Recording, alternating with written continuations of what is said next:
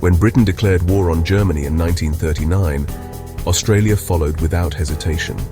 Prime Minister Robert Menzies announced, "It is my melancholy duty to inform you, Australia is also at war."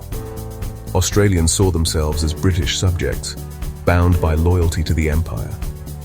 The Second Australian Imperial Force was raised, volunteers eager to serve overseas. Australian forces fought in the Middle East and North Africa, earning a reputation for resilience, especially the Rats of Tobruk.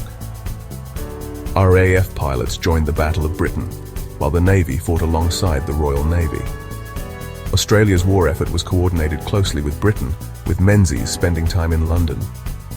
But this distant European conflict was about to become very real for Australia, as a new threat emerged much closer to home. Everything changed in December 1941 with Japan's attack on Pearl Harbor and the rapid fall of Singapore. The loss of Singapore exposed Australia's vulnerability. Britain could no longer guarantee its defense. Prime Minister John Curtin declared Australia would now look to America for support.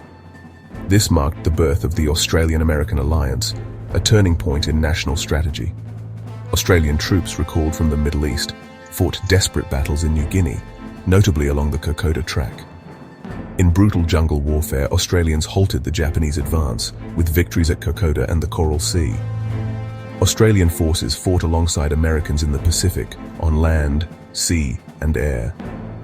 The war was now a fight for survival, defending Australia from direct threat. The nation's focus shifted from distant Europe to the urgent struggle in the Pacific. War reached Australian soil on February 19, 1942, when Japanese aircraft bombed Darwin. The attack, larger than Pearl Harbor, shattered any sense of safety and sparked fear of invasion.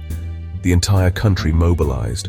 Women filled factories, joined auxiliary services, and kept farms running. Rationing, manpower controls, and censorship became part of daily life.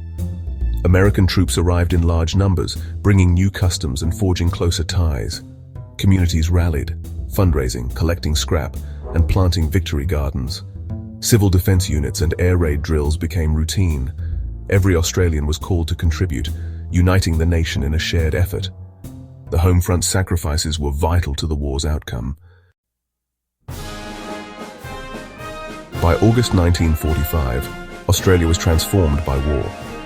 Nearly 40,000 Australians had died, and the nation's reliance on Britain was replaced by a strong alliance with the US.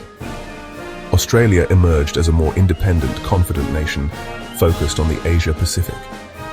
The war forged a distinct national identity. Stories of Kokoda, Tobruk, and the home front became central to who Australians were. Post-war Australia launched a massive immigration program, reshaping its society. The experience of total war drove economic growth and social reform. World War II forced Australia to stand on its own, accelerating its journey to nationhood. The sacrifices of this generation laid the foundation for a modern, multicultural, and independent Australia.